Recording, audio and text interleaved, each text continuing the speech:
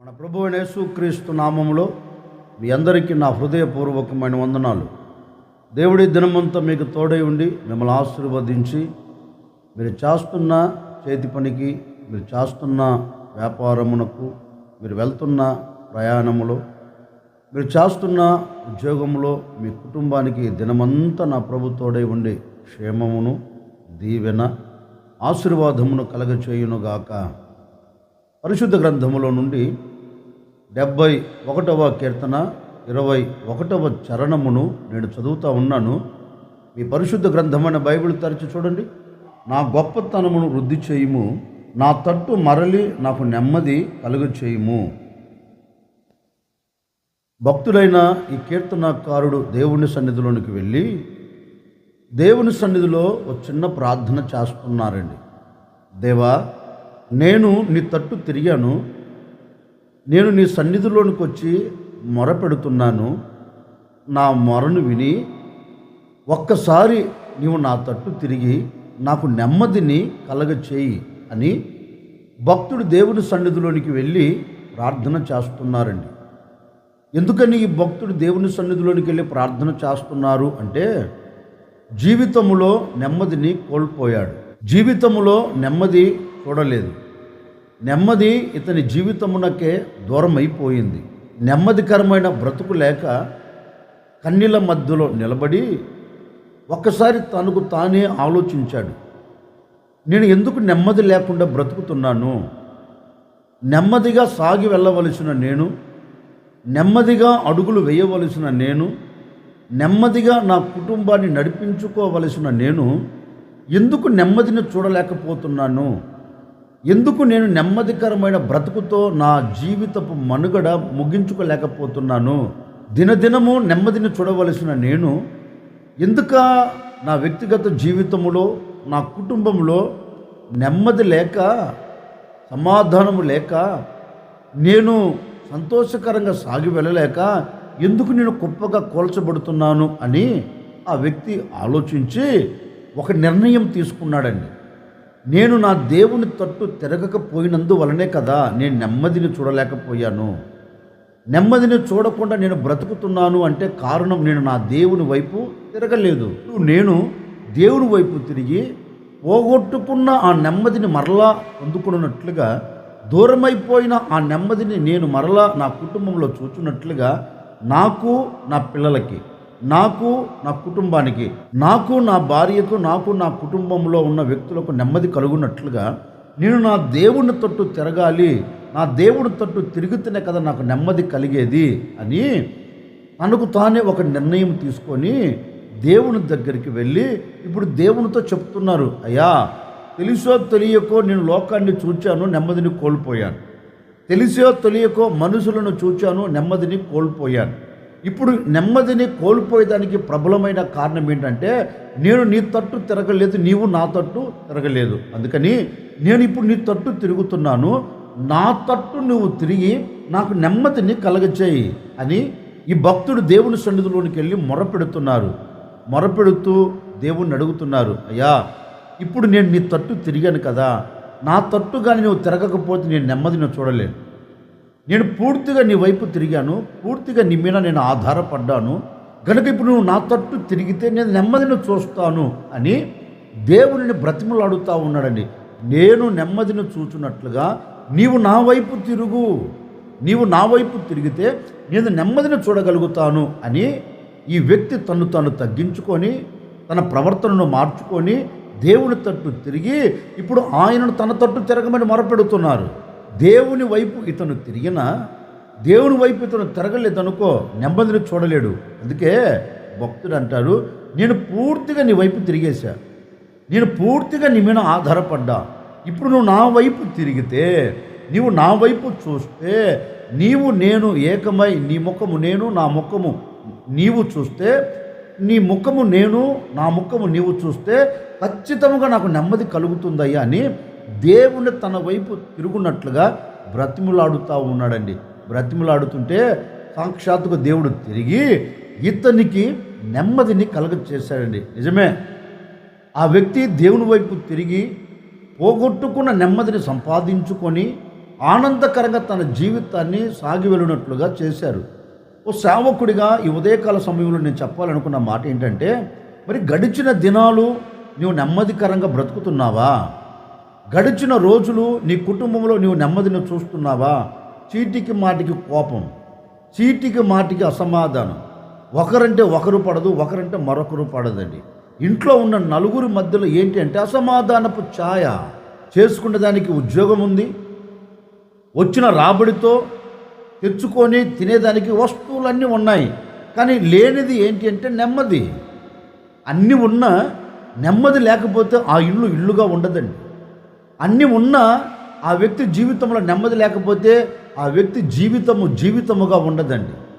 ఎందుకని అంటే ఆ ఇంట్లో నెమ్మది లేదు, ఆ వ్యక్తిగత జీవితంలో లేదు కనుక ప్రశాంతకరంగా బ్రతకలేరు.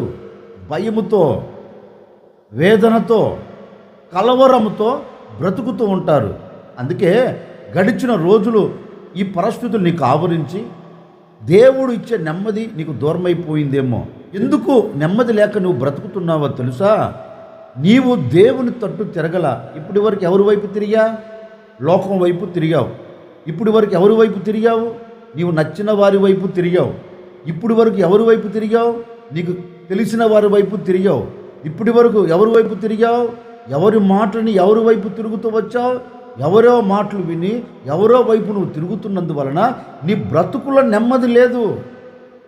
ఏ క్షణం ఏమి జరుగుతుందో అర్థం కావట్లేదు, ఏ క్షణం ఏమి వాటిల్లుతుందో అర్థం కావట్లేదు. ఎందుకని అంటే నీవు ఎవరో వైపు తిరిగావు. నెమ్మదిని ఇవ్వగలిగిన దేవుని వైపు నువ్వు తిరగలేదు, నెమ్మదిని అనుగ్రహించగలిగిన దేవుని వైపు నువ్వు తిరగలేదు కనుక నీ బ్రతుకు మొత్తం నెమ్మది లేకుండా సాగి వెళుతుంది.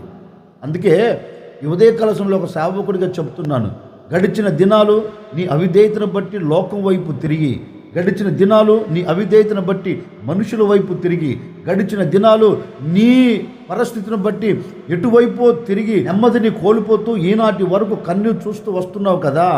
కనికరము కలిగిన దేవుడు నీ మీద కరుణ చూపెట్టాలని ఈ ఉదయకాల సమయంలో నీతోనే మాట్లాడుతూ ఉన్నారు. ఇప్పుడైనా నీవు నా వైపు తిరిగితే నేను నీ వైపు తిరుగుతాను. అందుకని నీవు దేవుని వైపు తిరిగి నీకు నెమ్మది కలగాలన్నా, నీకు ప్రశాంతత కలగాలన్నా నీవు దేవుని వైపు తిరగగలిగితే దేవుడు నీ వైపు తిరిగి నీకు నలుగు దిశల నెమ్మదిని కలగచేయబోతూ ఉన్నాడు. నలుగు దిశల నీకు నెమ్మదినిచ్చి ఆనందకరంగా, సంతోషకరంగా నీవు సాగి వెళ్ళినట్లుగా ఒక అద్భుతమైన కార్యం జరిగించబోతూ ఉన్నారు. అందుకే ఆశ కూడా తన దేశ ప్రజలతో ఒక శ్రేష్టమైన మాట అంటారండి. చూడండి, మనం కష్టకాలం నిలిచిపోయాం, మనం బాధల కాలంలో నిలిచిపోయాం, శత్రువులు మన చుట్టూ ముట్టేశారు, నెమ్మది లేని బ్రతుకుతో మనం జీవిస్తున్నాం, నెమ్మది లేని జీవితంతో మనం అడుగులు వేస్తూ ఉన్నాం. ఎప్పుడు ఏ వార్త వినాలో, ఎప్పుడు శత్రువు విరుచుకబడతారో, ఎప్పుడు మన దేశాన్ని నాశనం చేస్తారో అర్థం కాక నెమ్మది లేక మనం బ్రతుకుతున్నాం. కనుక ఇప్పుడు మనం ఏం చేయాలంటే మనము దేవుని వైపు తిరిగి, మనము దేవుణ్ణి ఆశ్రయించి, మనం దేవుని దగ్గరికి వెళితే నిశ్చయముగా మనము ఆయనను ఆశ్రయించితిమి గనుక, మనము ఆయన వైపు తిరిగితిమి గనుక దేవుడు మన వైపు తిరిగి, దేవుడు మన పరిస్థితిని చూచి మనకు నలు దిశల నెమ్మదిని కలగ చేస్తారు అని చెబితే ప్రజలందరూ దేవుని తట్టు తిరిగారండి. ప్రజలందరూ దేవుణ్ణి ఆశ్రయించారు. మరుక్షణమే లేఖనం చెప్తున్న మాటని తెలుసండి, యెహోవా నలుదిశలా వారికి నెమ్మదిని కలగ చేశారు. ఎందుకని? దేవుడి వైపు తిరిగారు కనుక. దేవుడి వైపు తిరిగినందువలన దేశం నలుదిశల నెమ్మది. దేవుని వైపు తిరిగారు కనుక కుటుంబాలుగా నెమ్మదిని చూచేయండి. ఓ సేవకుడిగా చెప్తున్నాను, ఆ రోజు వారు దేవుని వైపు తిరిగినట్లుగా ఈరోజు నీ పరిస్థితులలో నుండి ఈరోజు నువ్వు దేవుని వైపు తిరగగలిగితే, లోకాన్ని విడిచిపెట్టి, పాపాన్ని విడిచిపెట్టి, లోక సంబంధమైన ప్రేమను విడిచిపెట్టి, లోక సంబంధమైన వ్యక్తులకు దూరమైపోయి నీ కొరకు రక్తము చిందించిన దేవుని వైపు నీవు తిరగగలిగితే, నీ కొరకు ప్రాణం పెట్టిన యేసుక్రీస్తు వైపు నువ్వు తిరగగలిగితే, నీ కొరకు సిలువ వేయబడిన యేసుక్రీస్తు వైపు నువ్వు తిరగగలిగితే, నీ కొరకు పరిశుద్ధ రక్తము కార్చిన పరిశుద్ధుడైన దేవుని వైపు నీవు తిరగగలిగితే నిశ్చయముగా ఆయన నీ వైపు తిరగబోతూ ఉన్నారు. ఆయన నీ వైపు తిరిగి నీ కుటుంబానికి నెమ్మదిని కలగచేయబోతూ ఉన్నారు. నీ వ్యక్తిగత జీవితానికి నెమ్మదిని కలగచేయబోతూ ఉన్నారు. ఎక్కడ నీవు నిలబడినా అక్కడ నా దేవుడు నీకు నెమ్మదిని దయచేయునుగాక. అందుకే కీర్తనకారుడు అంటారు, దేవా నేను నీ తట్టు తిరిగి ఉన్నాను, నీవు నా తట్టు తిరిగి నాకు నెమ్మదిని దయచేయి. మరి మనము ఆయన తట్టు తిరిగితే మనకి ఏం కలుగుతుంది? పరిశుద్ధ గ్రంథములోని ఒక మాట నేను మీకు జ్ఞాపకం చేస్తాను. సమూయేలు మొదటి గ్రంథం 7వ అధ్యాయం 3వ వాక్యాన్ని నేను చదువుతా ఉన్నాను. మీ పరిశుద్ధ గ్రంథమైన బైబిల్ తెరచి చూడండి. సమూయేలు ఇశ్రాయేలు అందరితో ఇట్లా, నేను మీ పూర్ణ హృదయముతో యెహోవా యొద్దకు మీరు మళ్ళుకొనిన ఎడల అన్య దేవతలను అస్తారోతు దేవతలను మీ మధ్య నుండి తీసివేసి పట్టుదల కలిగి యెహోవా తట్టు మీ హృదయములను త్రిప్పి ఆయనను సేవించుడి. అప్పుడు ఆయన ఫిలిష్తీయుల చేతిలో నుండి మిమ్మును విడిపించును. దైవజనుడైన సమూయేలు దేవుని పేరు పెట్టబడిన ఇశ్రాయేలీలతో ఒక శ్రేష్టమైన మాట చెప్తున్నారు. చూడండి, ఇప్పటి వరకు జరిగిపోయిందేదో జరిగిపోయింది. ఇప్పటి వరకు కాలం దొర్లిపోయింది. ఇక మీదట మీ భవిష్యత్, ఇక మీదట మీ వ్యక్తిగత జీవితం, ఇక మీదట మీ కుటుంబాలు ఆశీర్వాదకరంగా దీవెనకరంగా మారాలి అంటే, శత్రువుల చేతుల నుంచి మీరు విడిపించబడాలి అంటే, ఏ శత్రువు మీ మీద పెత్తనము చేయకుండా, ఏ శత్రువుల చేతుల మీరు నలపబడకుండా మీరు అనుకున్న గమ్యం చేరాలి అంటే, మీ జీవితపు మనుగడ కొండ మీద కట్టబడిన పట్టణము వలె మారాలి అంటే, మీరు చేయవలసినది ఏంటో తెలుసా? మీ పూర్ణ హృదయముతో మీరు యెహోవా తట్టు తిరిగిన ఎడల, మళ్ళుకొనిన ఎడల అంటే, వారు ఎవరి వైపు తిరగలేదు? నెమ్మదిని ఇవ్వగలిగిన దేవుని వైపు తిరగలేదు. దేవుని వైపు తిరగకపోయినందువలన ఈ ప్రజలు ఆపదలో చిక్కుబడిపోయారు. ఆపదలో చిక్కుబడిపోయి కన్నీరు కారుస్తున్నారు. ఇప్పుడు ఈ ప్రజల యొద్దకు దైవ సేవకుడు వచ్చి వారితో ఒక శ్రేష్టమైన మాట అంటున్నారు, ఇక చాలు, చిక్కుబడిన కాలము చాలు, బంధించబడిన కాలము చాలు. ఆ చోట నుండి మరల మీరు బయటికి రావాలి. అదే చోట మీరు చిక్కుబడి ఉండకూడదు. ఒకప్పుడు తెలుసో తెలియకో చిక్కుబడిపోయావు. ఒకప్పుడు తెలుసో తెలియకో చిక్కబడి వేదన పడుతూ కన్నీరు కార్చావు. ఒకప్పుడు చిక్కబడి నీ జీవితాన్ని నువ్వు నాశనము చేసుకుంటూ అడుగులు వేస్తూ వచ్చావు. కానీ ఇప్పుడు అదే స్థితిలో నీవు చిక్కబడకుండా నీవు మనసు వికసించబడిన వ్యక్తిగా మారి దేవుని వైపు నువ్వు తిరగగలిగితే, దేవుని వైపు మీరు మొగ్గు చూపెట్టగలిగితే, నిశ్చయముగా మీరు దేవుని వైపు తిరిగారు గనక, నీవు దేవుని వైపు తిరిగావు గనక, నీవు దేవుని వైపు తిరగాలని నిర్ణయం తీసుకున్నావు గనక, నిశ్చయముగా ఆయన శత్రువుల చేతుల నుండి నిన్ను విడిపించి నీ బ్రతుకును, నీ కుటుంబాన్ని ఆశీర్వాదకరంగా నిలబెడతారు అని దైవ సేవకుడు వారితో చెప్తే, ఆ ప్రజలందరండి దేవుని వైపు తిరిగారు. పూర్తిగా దేవుని వైపు తిరిగారు. లోకాన్ని విడిచిపెట్టారు. మొదట ఎవరి వైపు తిరిగారో దాన్ని వద్దనుకున్నారు. మొదట ఏ దాని వైపు తిరిగారో దాన్ని తీసి ప్రక్కన పెట్టారు. లోకాన్ని ప్రక్కన పెట్టారు, లోక సంబంధమైన మనుషులను ప్రక్కన పెట్టారు, లోక సంబంధమైన ప్రేమను పక్కన పెట్టారు. విడిపించగలిగిన దేవుని వైపు ఇప్పుడు మొగ్గు చూపెట్టి, నీవు తప్ప మాకు వేరొకరు లేరయ్యా, నీవు మమ్మల్ని విడిపించు అని ప్రభువుని అడిగితే, సాక్షాత్తుగా నా ప్రభువు అయిన యేసుక్రీస్తు ఏం చేశాడో తెలుసండి? దేవుని వైపు వారు తిరిగారు గనక శత్రువుల చేతిలో నుంచి ఇశ్రాయేలును విడిపించి జయము కలిగిన చోట నిలబెట్టినట్లుగా లేఖనం చెప్పకనే చెప్తుందండి. విడుదల పొందారు, ఆశీర్వాదానికి నాంది పలికారు. ఎందుకని ఈ ప్రజలు విడిపించబడ్డారు అంటే, వాక్యం అంటుంది వారి పూర్ణ హృదయముతో యెహోవా తట్టు తిరిగారంటండి. ఓ సేవకుడిగా నేను కూడా చెప్పనా, ఇప్పటి వరకు ఎందుకు బంధించబడిపోయావు? బంధించబడిన స్థితిలో అలాగే మగ్గిపోతున్నావే, బంధించబడిన స్థితులు అలాగే నలపబడుతున్నావే, బంధించబడిన స్థితులు అలాగే కుప్పగా కోల్చబడి కన్నీరు కారుస్తున్నావే. ఎందుకు బయటికి రాలేకపోతున్నావు? ఎందుకు ఆ స్థలముల నుంచి మరొక స్థలములు ఎందుకు అడుగు పెట్టలేకపోతూ ఉన్నావు అంటే, పట్టుకున్నవాడు బలవంతుడు. నీవు బలవంతుని చేతిలో చిక్కబడిపోయావు, అందుకే బయటికి రాలేకపోతూ ఉన్నావు.